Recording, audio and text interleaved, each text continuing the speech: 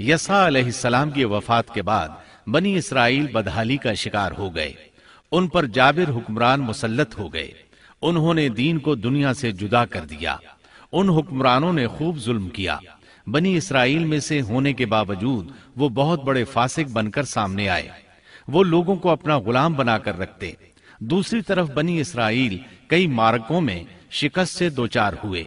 बनु अमालिका के साथ एक मार्के में तो उन्हें निहायत बुरी तरह शिकस्त हुई, और बनु अमालिका ने बनी इसराइल से वो ताबूत छीन लिया जो कि लकड़ी का था, और वो उससे बरकत हासिल किया करते थे। अपने मार्कों और लड़ाइयों में वो उसको साथ ले जाया करते थे। जब बनी इसराइल उसको देखते तो उन पर सकीनत भी नाजिल हुआ करती थी। इस ताबूत में आले मूसा और आले हारून के बाकी मांदा आसार थे। कहा जाता है कि इसी में मूसा अलैहिस्सलाम के सहीफे और तौरात की तख्तियां थीं। मूसा अलैहिस्सलाम का असा भी था। आपके कपड़े भी महफूज थे। इसी तरह हारून अलैहिस्सलाम की कुछ निशानियां भी थीं। बल्कि एक रिवायत में तो ये भी है कि इसमें आसमान से नाजिल होने वाला मन्नो सलवा का मर्तबान भी था जो वो वादी तीह में खाते रहे थे। बहरहाल ये संदूक इस मार्के में उनके हाथों से निकल गया। इस पर बनु अमालिका ने कब्जा कर लिया।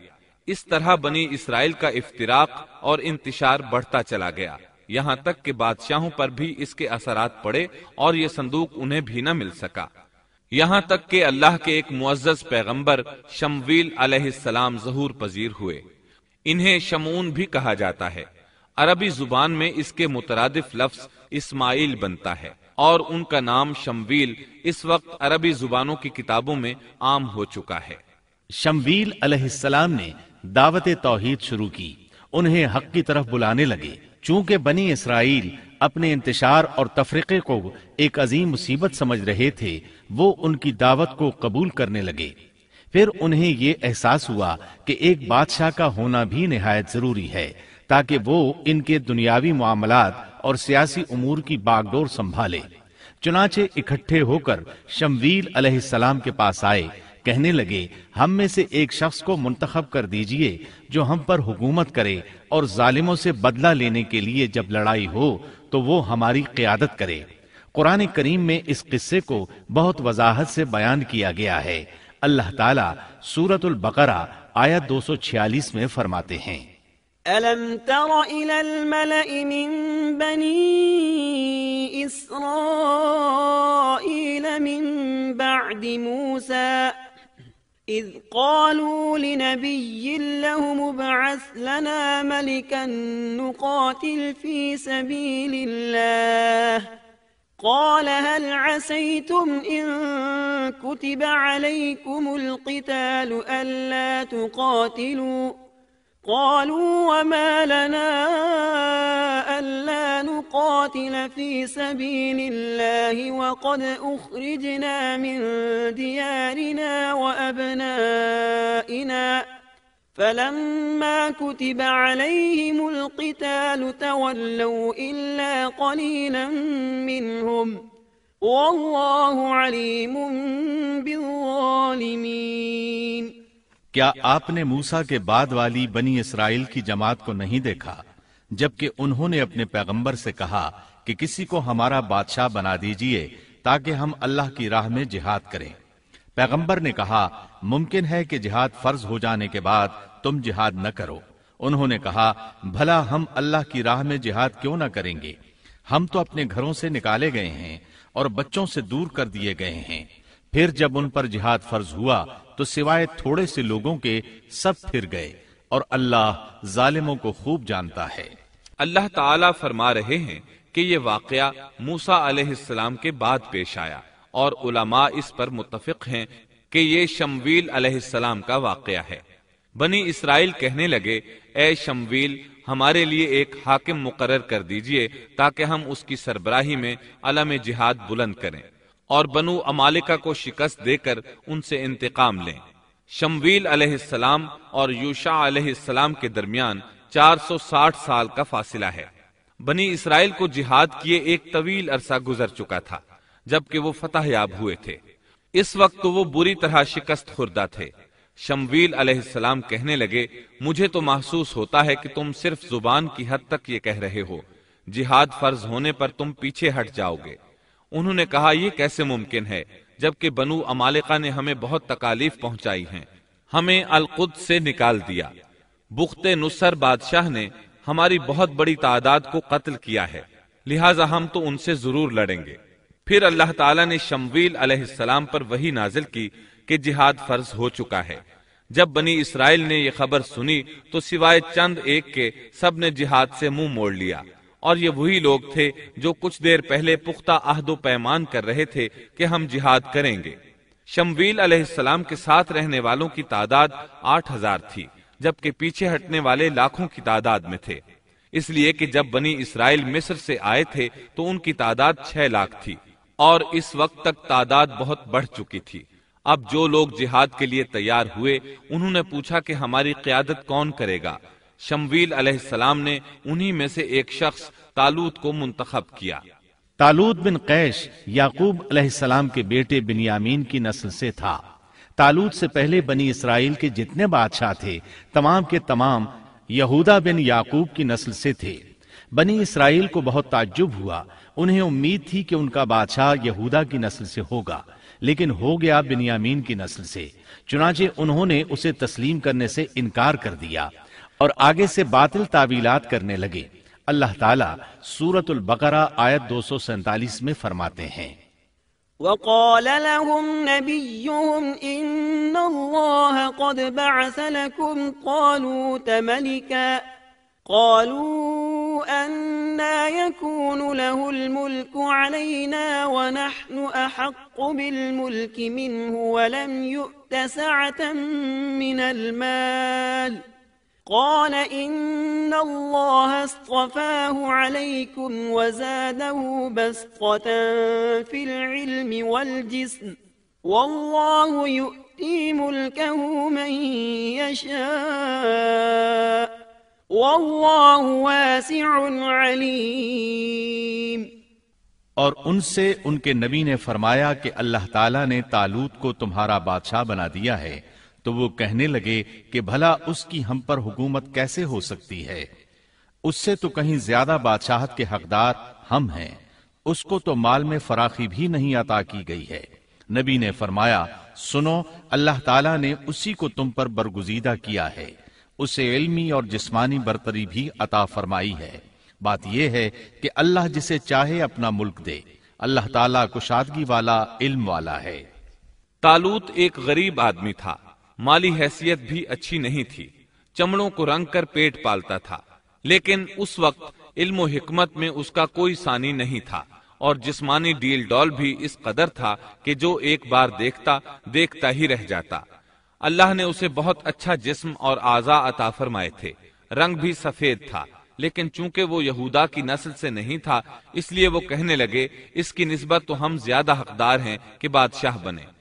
ان کی بات کا جواب شمویل علیہ السلام نے یہ دیا کہ یہ انتخاب میرا نہیں، اللہ تعالیٰ کا ہے، اور بادشاہت کے لیے عقل اور جسمانی طاقت کی ضرورت ہوتی ہے۔ بادشاہت یوں بھی اللہ کے اختیار میں ہے، جسے چاہے عطا کر دے۔ یہ سن کر ان میں سے اکثر نے لڑنے سے انکار کر دیا، اللہ کے نبی کی اطاعت بھی چھوڑ گئے۔ اس نازک موقع پر شمویل علیہ السلام نے ان سے کہا، اگر میں تمہارے پاس کوئی ایسا نشان اور معجزہ لے آؤں جو ثابت کر دے کہ یہ اللہ کا انتخاب ہے تو کیا تم میری باتوں پر یقین کر لو گے؟ وہ کہنے لگے، جی ہاں۔ چنانچہ اللہ نے انہیں ایک معجزہ عطا فرمایا۔ اس کا ذکر سورۃ البقرہ آیت 248 میں آیا ہے۔ وقال لهم نبيهم إن آية ملكه أن يأتيكم التابوت فيه سكينة من ربكم وبقية مما ترك آل موسى وآل هارون تحمله الملائكة إن في ذلك لآية لكم إن كنتم مؤمنين۔ ان کے نبی نے ان سے پھر کہا کہ اس کی بادشاہت کی ظاہری نشانی یہ ہے کہ تمہارے پاس وہ صندوق آ جائے گا جس میں تمہارے رب کی طرف سے دل جمعی ہے، اور آل موسیٰ اور آل ہارون کا بقیہ ترکہ ہے، فرشتے اسے اٹھا کر لائیں گے، یقیناً یہ تو تمہارے لیے کھلی دلیل ہے اگر تم ایماندار ہو۔ اس آیت میں اللہ تعالیٰ نے شمویل علیہ السلام کی نبوت اور طالوت کی بادشاہی ثابت کرنے کے لیے نازل ہونے والے معجزے اور علامات کا ذکر کیا ہے، یعنی وہ تابوت جسے بنو عمالقہ نے چھین لیا تھا وہ واپس آ جائے گا اور فرشتے اسے اٹھا کر لائیں گے۔ چنانچہ لوگوں کے دیکھتے ہی دیکھتے اللہ کے فرشتوں نے اس تابوت کو لا کر طالوت کے سامنے پیش کر دیا۔ یہ معجزہ دیکھ کر وہ مطیع ہو گئے۔ اب طالوت ان لشکروں کو لے کر دشمن کی طرف بڑھے۔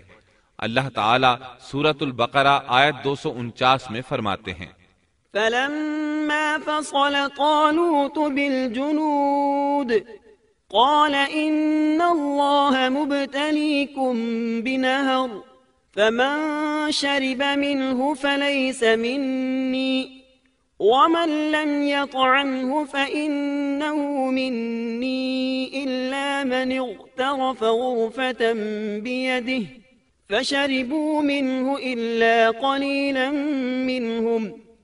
جب طالوت لشکروں کو لے کر نکلے تو کہا، سنو، اللہ تمہیں ایک نہر سے آزمانے والا ہے، جس نے اس میں سے پانی پی لیا وہ میرا نہیں، اور جو اسے نہ چکھے گا وہ میرا ہے۔ ہاں یہ اور بات ہے کہ اپنے ہاتھ سے ایک چلو بھر لے، لیکن سوائے چند کے باقی سب نے پانی پی لیا۔ جب طالوت نے سفر شروع کیا تو راستے میں ایک نہر آ گئی، ادھر لشکر پیاسا تھا۔ اللہ تعالیٰ نے اس کے ذریعے مخلص لوگوں کو الگ کرنے کے لیے ایک امتحان لیا۔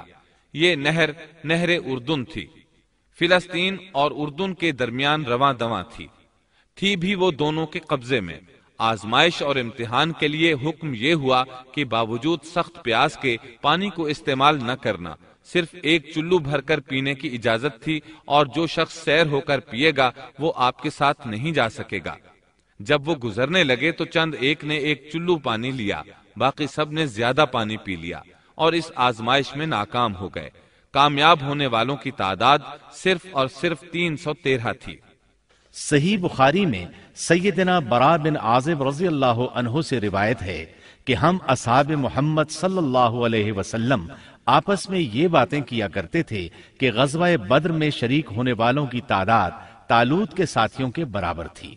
اللہ تعالیٰ سورۃ البقرہ آیت 249 میں فرماتے ہیں، فلما جاوزه هو والذين آمنوا معه قالوا لا طاقة لنا اليوم بجالوت وجنوده قال الذين يظنون أنهم ملاقو الله كم من فئة قليلة غلبت فئة كثيرة بإذن الله واللہ مع الصابرین۔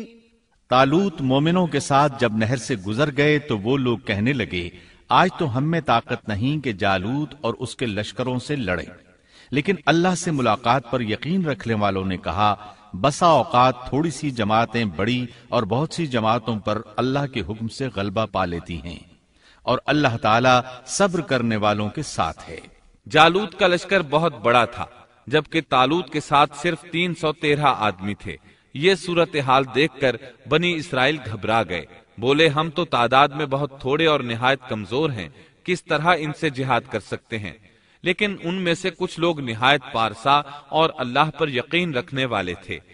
یہ اور شمویل علیہ السلام دوسروں کا حوصلہ بڑھانے لگے، آخر وہ لڑائی پر تیار ہو گئے، مقابلہ ہوا۔